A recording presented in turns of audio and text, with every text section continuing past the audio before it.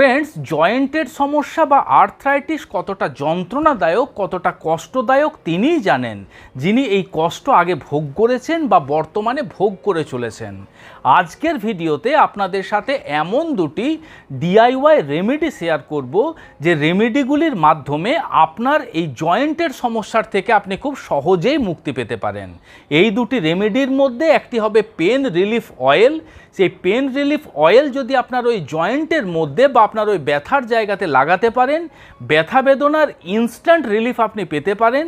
এবং অন্য রেমেডি আপনারা যদি প্রতিনিয়ত খেতে পারেন, আপনার জয়েন্টের ব্যথাকে ভেতরের থেকে ধীরে ধীরে কম করতে সাহায্য করবে। নমস্কার, আমি কৃষ্ণার্জুন মুখার্জি, আর আপনারা দেখছেন আপনাদের ইউটিউব চ্যানেল হেলথক্রিপশন। আজকের ভিডিওতে আমরা জানবো এই দুটি ডিআইওয়াই রেমেডি তৈরি করার জন্য কোন কোন ইনগ্রিডিয়েন্টস আমরা ব্যবহার করছি। আমরা জানবো রেমেডি দুটি তৈরি করার পদ্ধতি কী এবং ব্যবহারের সঠিক পদ্ধতি কী। দেখুন, আজকের এই ভিডিওতে আমি যে দুটি রেমেডি আপনাদের সাথে শেয়ার করব, সেগুলি আমার কোনো মন গড়া রেমেডি নয়। এই রেমেডিগুলি হাজার হাজার বছর ধরে আয়ুর্বেদ চিকিৎসা শাস্ত্রে আপনার জয়েন্টের যে কোনো প্রকার ব্যথা বেদনা কম করার ক্ষেত্রে ব্যবহার হয়ে আসছে। সেই রেমেডি দুটি আজ আপনাদের সামনে তুলে ধরব। রেমেডি জানার আগে আমাদের সর্বপ্রথম জেনে নিতে হবে যে আমাদের যে জয়েন্টে ব্যথা হয়, সে ব্যথার কারণ কি কি হতে পারে।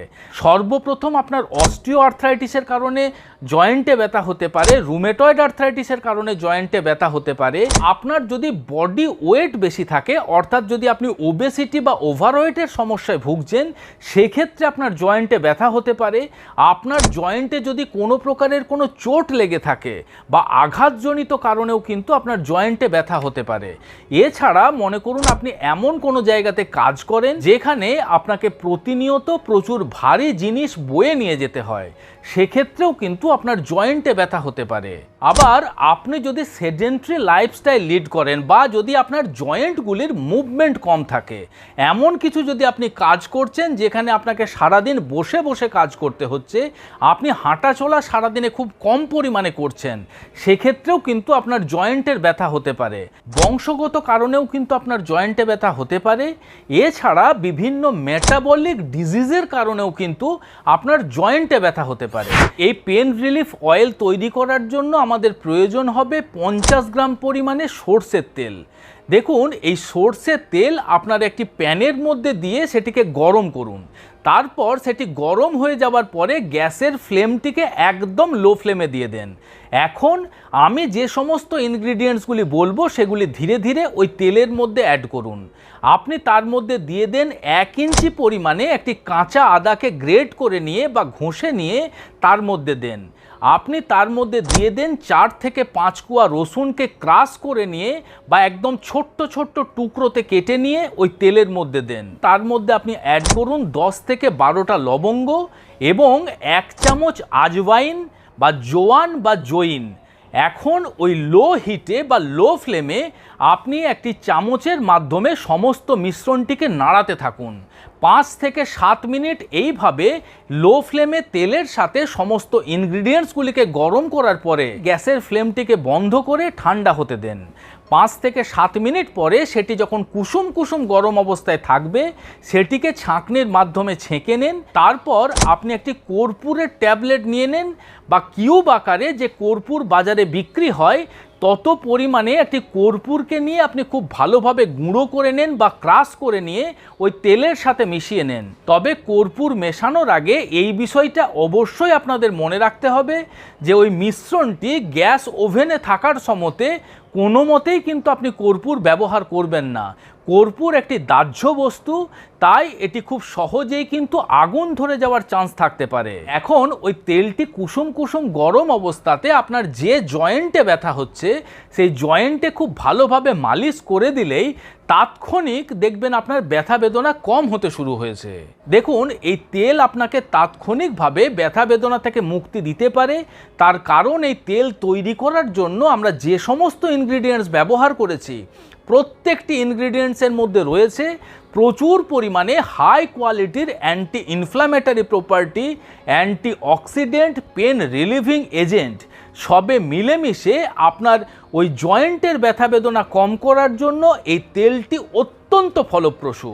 পরবর্তী যে টোটকা আপনাদের সাথে শেয়ার করব সেই টোটকাটি খাওয়ার একটি টোটকা।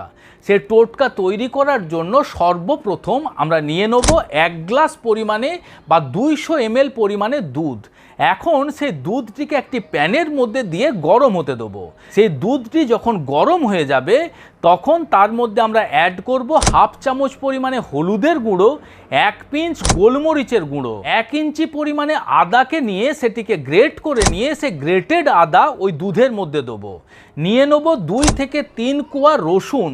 সেই রসুনটিকেও টুকরো টুকরো করে কেটে বা ক্রাশ করে নিয়ে সেই দুধের মধ্যে আমরা অ্যাড করব এবং তার মধ্যে আমরা দিয়ে দেবো 2 থেকে 3টে ছোট এলাচ। এখন সেই সমস্ত মিশ্রণটিকে খুব ভালোভাবে 5 থেকে 7 মিনিট ফুটিয়ে নেন এবং ছেঁকে নিয়ে ধীরে ধীরে চুমুক দিয়ে খান।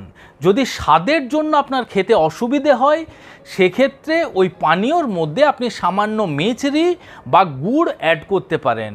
কিন্তু যদি আপনার ডায়াবেটিসের সমস্যা থেকে থাকে তাহলে এই মিছরি বা গুড়ের থেকে আপনাকে দূরে থাকার চেষ্টা করতে হবে। দেখুন এর মধ্যে যে আমরা হলুদ ব্যবহার করেছি, এই হলুদের মধ্যে থাকা কারকিউমিনে অ্যান্টি ইনফ্ল্যামেটরি এবং পেন রিলিভিং এজেন্ট খুব সহজেই আপনার জয়েন্টের ইনফ্ল্যামেশনকে কম করে এবং আপনার ব্যথা বেদনাকে কম করতে সাহায্য করতে পারে। এর মধ্যে যে আমরা আদা ব্যবহার করেছি, আমরা সকলেই জানি আদা হলো ন্যাচারাল পেন রিলিভার।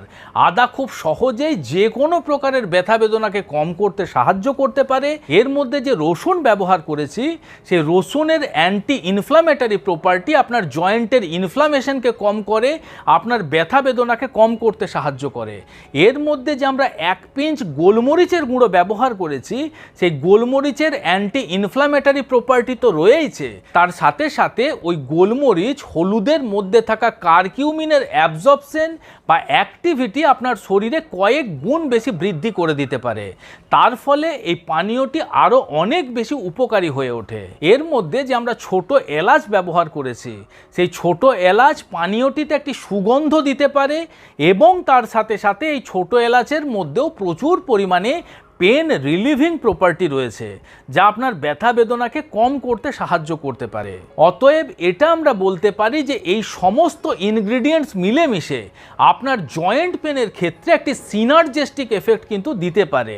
এই পানীয়টি আপনারা সারাদিনে যে কোনো সময় খেতে পারেন, তবে রাত্রিবেলা বিছানায় শুতে যাওয়ার আগে যদি খান সেক্ষেত্রে উপকারিতা বেশি পাওয়া যায়। তবে অবশ্যই আপনাদের মনে রাখতে হবে এই রেমেডি অন্তত একটানা 3 সপ্তাহ আপনাকে ব্যবহার করতে হবে, তবেই কিন্তু আপনি উপকারিতা বুঝতে পারবেন।